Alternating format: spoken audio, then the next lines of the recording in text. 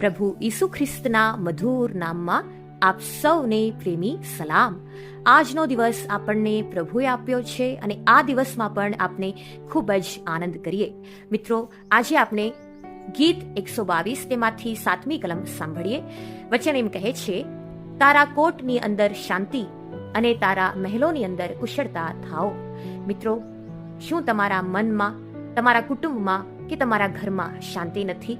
શું તમે ચિંતિત થઈ ગયા છો અને ભવિષ્યને વિચારીને તમે ભયભીત થઈ ગયા છો?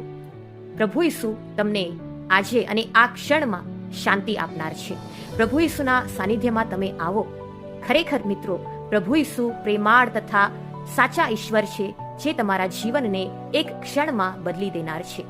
મિત્રો, તમારા દરેક સ્થળમાં અને તમારા મનમાં, તમારા કુટુંબની અંદર શાંતિ, અને તે શાંતિ તાત્કાલિક કે એક ક્ષણિક નહીં હોય, પણ પ્રભુ ઈસુ જે શાંતિ આપનાર છે તે તમારા જીવન પર્યંત અને દરેક સંજોગમાં ટકી રહેનાર છે.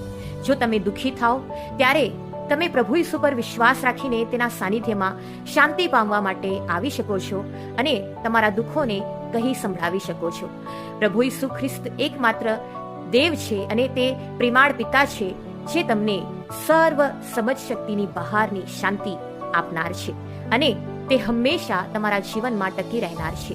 મિત્રો, વધારે ને વધારે ધન એકઠું કરવાથી કે વધારે ને વધારે નામ કમાવાથી કે શાંતિ પામવા માટે બીજું કંઈ કરવાથી તમને શાંતિ મળશે નહીં. પણ જ્યારે પ્રભુ ઈસુના સાનિધ્યમાં આવશો ત્યારે તમારા ઘરમાં શાંતિ અને તમારા મનમાં શાંતિ અને દરેક રાત્રે મીઠી ઊંઘ અને હંમેશા આનંદ તે તમને આપનાર છે.